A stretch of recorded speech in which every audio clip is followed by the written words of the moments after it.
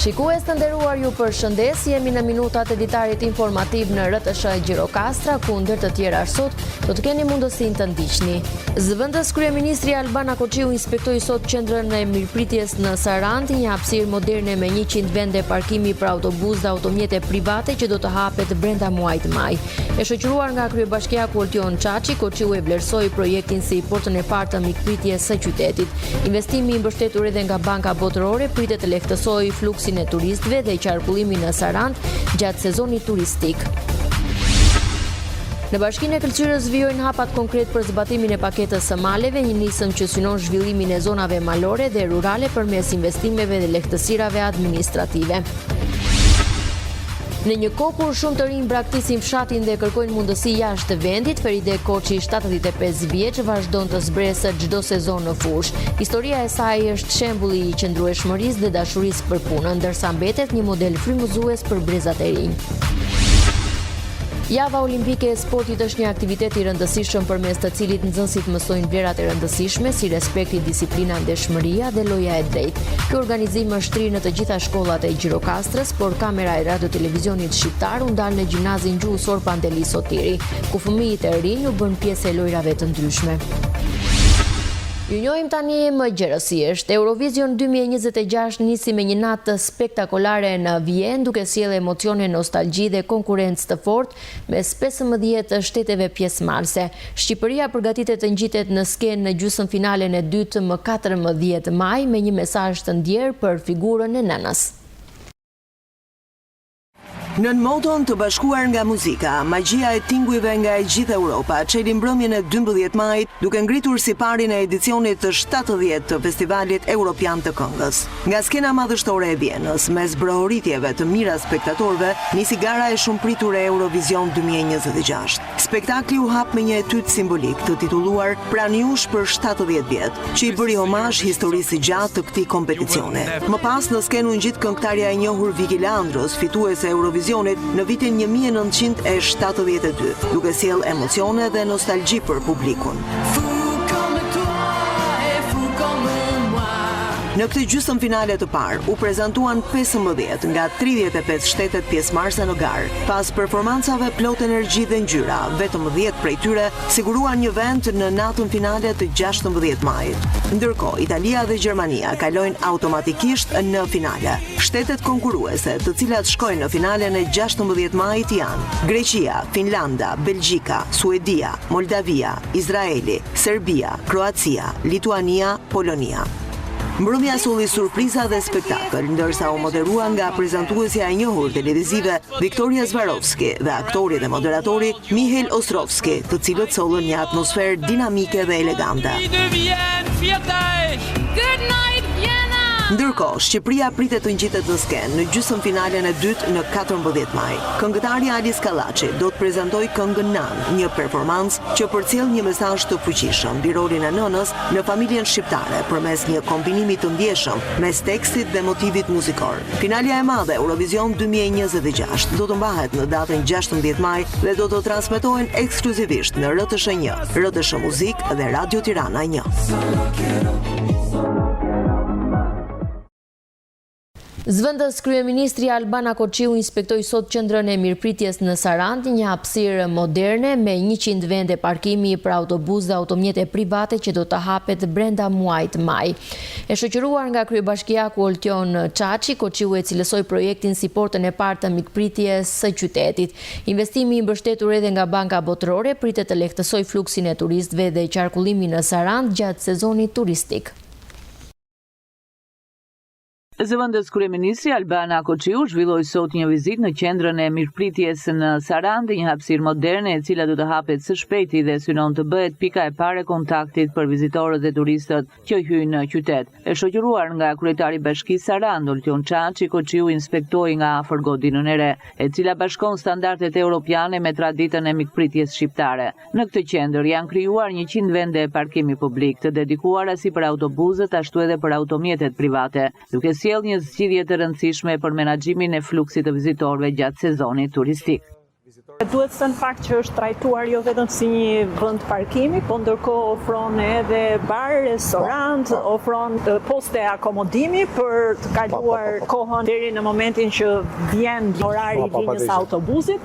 Pra një qendër multifunksionale e cila garanton nga njëra anë që të kemi një shërbim korrekt për vizitorët edhe turistët, duke i ofruar mundësinë e një parkimi të sigurt që për hir të vërtetës ka qenë problematik në qytetin e Sarandës, tani tërësisht një parkim publik që do të menaxhohet nga Bashkia e Sarandës dhe që jep mundësi nga ana tjetër të kemi patjetër edhe një shpërndarje të fluksit të turistëve që vinë dhe vizitojnë Sarandën për të mos u përqendruar vetëm në një zonë, por për të krijuar pak shpërndarje në gjithë qytetin. Kjo është shumë e rëndësishme sepse ne heqim fluksin e rënduar që bëjnë autobusët duke shkuar në qendër të qytetit, sepse vetëm 50 metra më poshtë është rruga që të çon në Ksamil.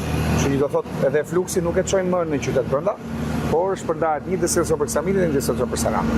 Pra edhe pika ku është vendosur si qendër mirëpritje është një lokacion shumë i mirë sepse të krijon mundësinë që dhe kushdo që do të vazhdojë të vizitojë Ksamilin, të ndalojë këtu dhe më pastaj të mund të kalojë. Jo vetëm kjo, po këtu fillon dhe rruga 6, që është investimi mirë i që sapo le të themi do filloj, shpresoj të filloj mbas sezonit turistik, dhe kjo pika këtu i lidh të treja.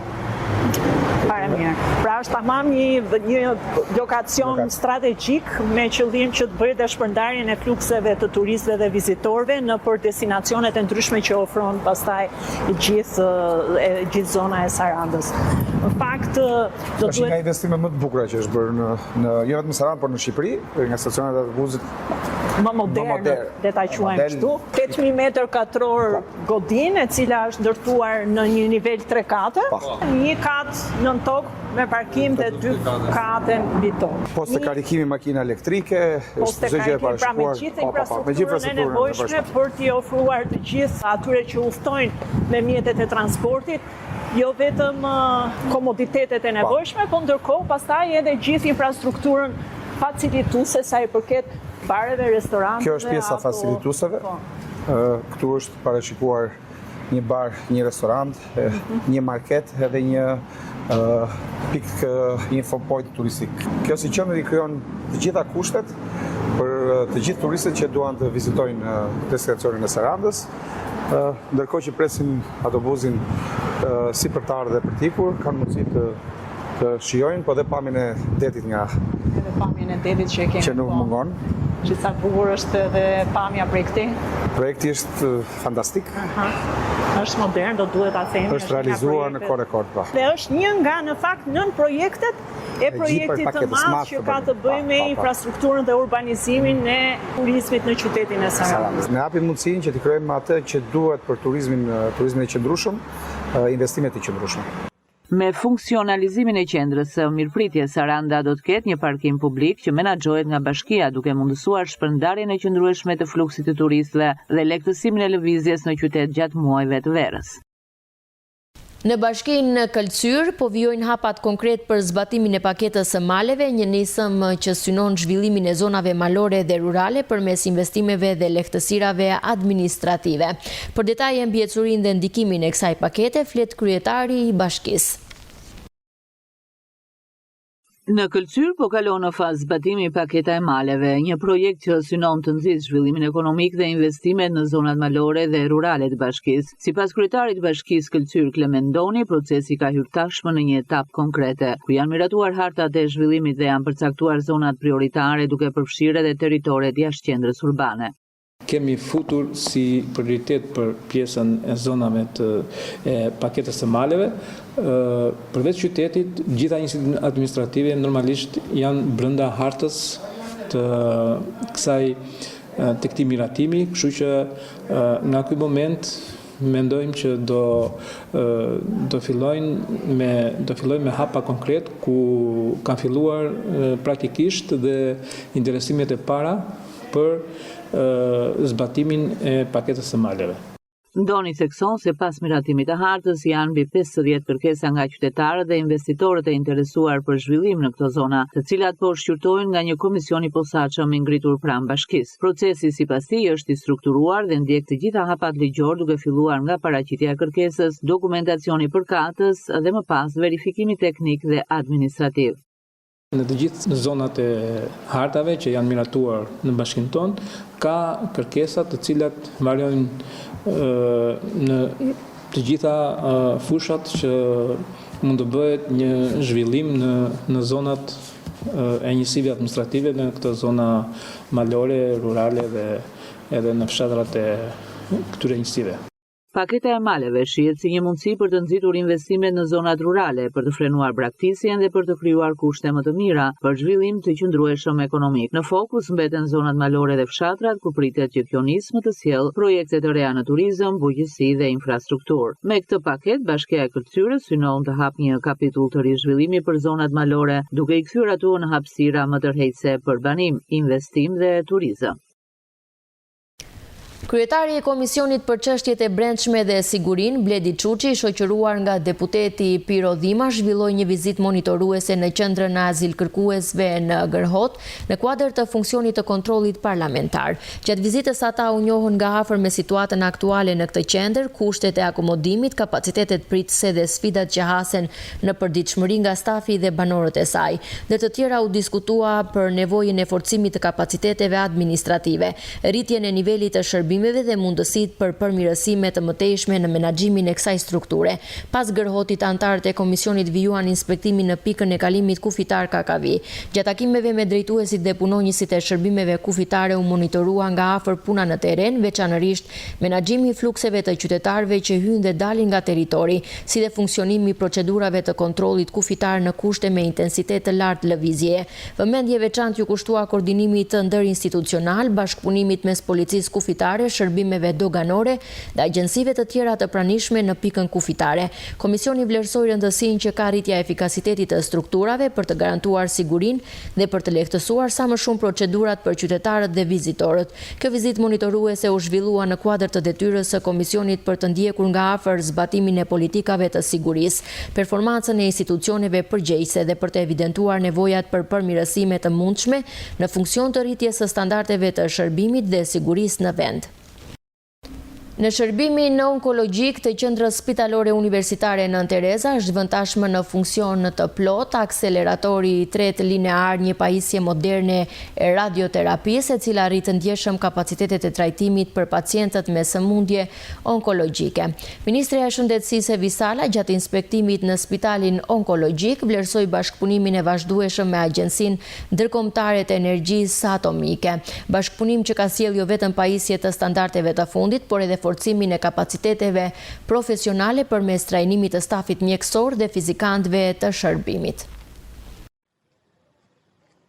Në qendrën spitalore universitare Nën Tereza është vënë në funksion të plot akseleratori i tretë linear në shërbimin onkologjik, ku është trajtuar me sukses dhe pacienti i parë. Ministrja e Shëndetësisë dhe Mirëqenies Sociale e Visala, gjatë inspektimit në spitalin onkologjik në QSUMT, tha se nëpërmjet akseleratorit të ri dhe implementimit të moduleve bashkëkohore, rriten kapacitetet e shërbimit në njësinë e radioterapisë, ndërsa aplikimi i teknikave të reja realizon ndërhyrje me precizion të lartë dhe trajtime më efikase për pacientët. Është vërtet arritje shumë e mirë, sepse sidomos futja e teknikave më me precizion, si SBRT-a, do të thonë atakohet tumori me precizion, por indet rreth rrotull janë më të shpëtuara nga rezatimi në limit dhe absolutisht. Kjo është e rëndësishme. Bashkëpunimi me Agjencinë Atomike është i rëndësishëm nga si nga ana sigurisht e pajisjeve vet, por edhe nga mbështetja e shërbimit, mbështetja e edukimit, e përmirësimit të dijeve, dhe që do vazhdo, dhe trajnimit të stafit si mjekësor të radioterapisë, por ashtu edhe fizikantëve, që është shumë e rëndësishme tani. Është për të thënë që programi po formohen dhe po përparohen shumë mirë, sepse kemi upgradimin e 2 akseleratorëve të tjerë që janë në punë tani, plus së shpejti kemi brakiterapinë për ta sjellë, gjithashtu dhe kemi dhe buxhetuar dhe do sjellëm edhe akseleratorin e 4 linear. Prandaj bëhet një park teknologjik që është i barazueshëm, mund të themi, me vendet e tjera të Europës. Aktualisht në njësinë e radioterapisë me 2 akseleratorët trajtohen rreth 140 pacient në ditë, ndërsa me shtimin e akseleratorit të tretë shtohet kapaciteti duke e çuar numrin total në rreth 200 pacient. Ky investim rrit kapacitetet e trajtimit në njësinë e radioterapisë dhe përmirëson ndjeshëm cilësinë e shërbimit për pacientët onkologjik përmes aplikimit të teknologjive moderne dhe teknikave me precizion të lartë. Ndërkohë vjen puna për të sjellë brankiterapin dhe akseleratorin e 4 linear. Në fshatin Memalia, 3 banesa vijojnë të jenë të izoluara edhe 3 muaj pas rreshjeve të forta të dimrit. Terreni pa qëndrueshëm ka dëmtuar banesat dhe rrugët duke lënë lagjen e sipërme të shkëputur. Bashkia Memalia i ka evakuar familjet dhe ka hapur rrugë alternative për qarkullim, po situata mbetet e brisht. Sipas nënkryetarit Florian Çela, kërkohet ndërhyrje teknike dhe mbështetje nga institucionet qendrore për stabilizimin e zonës. Kanë kaluar mbi 3 muaj nga rreshjet e dendura që goditën zonën, por për 3 familje në fshatin Memalia ai koha duket sikur është ndalur. Banesat e tyre të prekura rënd nga rrëshqitjet e dheut vazhdojnë të qëndrojnë të izoluara, ndërsa banorët përballen çdo ditë me pasigurinë dhe vështirësitë që ka lënë pas moti i keq. Për ta netët e janarit dhe shkurtit kanë mbetur ende të freskëta në kujtesë, net kur toka në këmbë lëvizi dhe frika për jetën e fëmijëve u bë më e madhe se çdo gjë tjetër. Më ka rënë muri këtu, domethënë në shtëpia këtu, ky muri që është bërë. Edhe një gjitorim këtu më tutje i radhe aty muri, ato shirat e mëdha e gjëran ashtu pa pushim. Ka rënë 100 metra nga kjo shtëpia këtu i kanë edhe një rrugë që është gati me drena, po kalojnë makinë me tonazh të madh, bie garante garantuar. Tu ka shkarë e lartë, ku është shkëputur sipër. Edhe më shtetë këto hekurat. Ishte rrezik shtëpia faktikisht, shumë rrezik ishte. E hoqim këtë me skrep, mi po tani çfarë do i bëjmë? Do të bëjmë një punë këtu. Një mura, betona. Sot lagja e sipërme e fshatit është thuajse e shkëputur. Rruga kryesore është e dëmtuar, ndërsa ajo alternative, të cilën e përdorin për të zbritur në qytet, ngjan më shumë me një shteg të ngushtë mali sesa me rrugë. Disa prej tyre prej muajsh strehohen të afërmit, ndërsa të tjerë nuk duan të largohen nga shtëpitë që i kanë ngritur me vite punë. Ndërkohë Bashkia Memalia i ndërhyri fillimisht duke evakuar familjet dhe duke hapur rrugë dytësore për të lehtësuar qarkullimin. Por sipas nënkryetarit Florian Çela, situata mbetet shumë delikate. Ai thotë se mungesa e një ndërhyrjeje të thelluar teknike e lë zonën të pambrojtur dhe ka kërkuar ndihmë nga institucionet qendrore për sondim terreni dhe rehabilitim të infrastrukturës. Brenda mundësive që ne kemi si bashki, u kemi ardhur ndihmë të gjithë banorëve, si pasojë e rreshjeve që kanë qenë të dendura, nuk i kemi lënë, domethënë, edhe rrugët i kemi hapur, u kemi ardhur ndihmë natë ditë. Rrugët janë të dëmtuara. 2-3 rrugë tu janë të pakalueshme. Shtëpitë janë 3 deri në 4 familje janë të bllokuara. Ne u kemi ardhur ndihmë edhe këtyre familjeve, domethënë u kemi hapur edhe dheu që ka rënë në lart, po mundësitë e rrugët nuk e kemi. Dimri i këtij viti ka qenë ndër më të rëndët për territorin e Bashkisë Memaliaj. Në total, 6 banesa janë shpallur të pabanueshme në Memaliaj, Këllëmbë dhe Vasjar. Në një kohë kur shumë të rinj braktisin fshatin dhe kërkojnë mundësi jashtë vendit, Feride Koçi, 75 vjeç, vazhdon të zbresë çdo sezon në fush. Historia e saj është shembulli i qëndrueshmërisë dhe dashurisë për punën, ndërsa mbetet një model frymëzues për brezat e rinj. Në fshatrat e Gjirokastrës, largimi të rinjve po ndihet çdo ditë më shumë. Toka që dikur punoheshin nga breza të tërë familjesh, sot mbahen gjallë kryesisht nga të moshuar, të cilët vazhdojnë të sfidojnë moshën për të mos i lënë arat dhe vreshtat në harresë. Mes tyre është edhe Feride Koçi nga Valareja. Pensionistja prej vitesh punon në bujqësi dhe në çdo stin e gjen mes tokës, duke u kujdesur për breshtarin, mbjelljet, krasitjen dhe vjeljen e prodhimeve. Në këto ditë pranvere, Feridja merret me mirëmbajtjen e vreshtave. Këtu do të jesh tamam mjeshtër për këtë punë, se po mos punove me si thonë se me ndërgjegjen e saj nuk do të më tutje. S'na arrin ekonomia, pa vim detyrohemi ne që vim në punë. Ja, tani kemi këtë të hëkon e harjes, pastaj vjen vjelja, dimrit nuk kemi. E vjen shumë rrallë, në impunim, në një fundra, peme, nuk ka punë dimrit për gra. Edhe pse puna është e lodhshme, ajo thot se toka jep kënaqësi dhe energji për të vazhduar përpara. Është një kënaqësi, do thosh i lodhesh, po ndjen diçka që shlodhesh shumë shpejt. Pse është kënaqësi kur bën disa punë që janë të vështira dhe i konsiderojnë vetëm punë burrash? Po, dëgjoj tani, ajo punë që bënet me vështirësi, asaj ja kemi më tepër. Për arsye se ti e burrë dhe unë jam grua, ti më burresh, më po unë s'të le të mburresh, ti do dal barabar me ti. Ja, kjo është e gjitha. Se nevoja të fut ku të duash. Në çdo proces pune. Unë kënaqem, nuk e di. Nuk e di se e kam harruar që isha e re dhe di se jam akoma e re dhe punoj. Nuk ndjej vështirësi. Për Feriden, çdo punë në bujqësi ka sekretet dhe vështirësitë e saj, por vitet e eksperiencës e kanë mësuar të mos dorëzohet. Do thosh se këtu ka shumë gjithë, ose ka shumë procese, do bësh procesin që ka rrushin. Pjesën tjetër, diferencën tjetër që është pa rrush, do ta heq të shesh. Kjo ka është sekreti i kësaj. Edhe të tiruash pastaj dorën e dytë ose dorën e tretë që bëjmë ne vetë zakonisht. Edhe jo ka të vetën. E para e kalon se ka shumë gjethe, ndërsa në të dytën do më shumë se do kesh kujdes mos të heq rrushin. Ndërsa të rinjt largohen drejt qyteteve apo emigrimit, pensionistët si Feride Koçi mbeten ata që mbajnë ende gjallë jetën dhe traditën e punës në zonat rurale të Gjirokastrës. Në kuadër të planit të masave për parandalimin e zjarreve gjatë sezonit pranverë-verë, shërbimi i mbrojtjes nga zjarri dhe shpëtimi në bashkinë Gjirokastër zhvilloi një takim sensibilizues dhe koordinues në njësinë administrative Lazarat. Qëllimi i këtij aktiviteti ishte rritja e ndërgjegjësimit të komunitetit dhe forcimi i bashkëpunimit mes institucioneve vendore për marrjen e masave parandaluese ndaj zjarreve në Pyje dhe Kullota, problematikë që çdo vit sjell dëme të konsiderueshme mjedisore dhe ekonomike.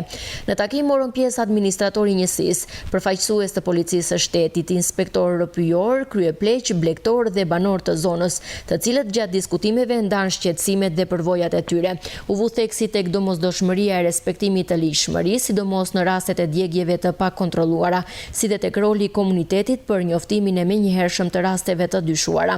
Përfaqësuesit e MZSH-s nënvizuan se parandalimi mbetet arma më e fortë kundër zjarreve, ndërsa bashkëpunimi i ngushtë mes banorëve dhe institucioneve është kyç për minimizimin e rreziqeve gjatë stinës së verës. Drejtoria e mbrojtjes nga zjarri dhe shpëtimi bëri të ditur se takimet të tilla do të vijojnë edhe në zonat e tjera të bashkisë me synim rritjen e përgjegjëshmërisë komunitare dhe mbrojtjen e pyjeve e kullotave, të cilat përbëjnë pasuri të rëndësishme natyrore për gjithë territorin. Java Olimpike e Sportit është një aktivitet i rëndësishëm përmes të cilit nxënësit mësojnë vlerat e rëndësishme si respekti, disiplina, ndershmëria dhe loja e drejtë. Ky organizim është shtrirë në të gjitha shkollat e Gjirokastrës, por kamera e radio-televizionit shqiptar u ndal në gjimnazin gjuhësor Pandeli Sotiri, ku fëmijët e rinj u bën pjesë e lojrave të ndryshme. Çdo hap, çdo lojë dhe çdo buzëqeshje është pjesë e shpirtit olimpik. Ky është mesazhi që çeli javën olimpike në shkollën Pandeli Sotiri në Gjirokastër. Gjithçka nisi me ndezjen e flakës olimpike dhe vendosjen e kurorave me ullinj, një nga simbolet më të lashta të këtyre lojrave, e cila ishte shpërblimi vetëm për fituesin. Mëtej të gjithë nxënësit që nga klasa e parë deri tek ajo 12 u përfshin në lojra popullore dhe lojra të disiplinave të ndryshme.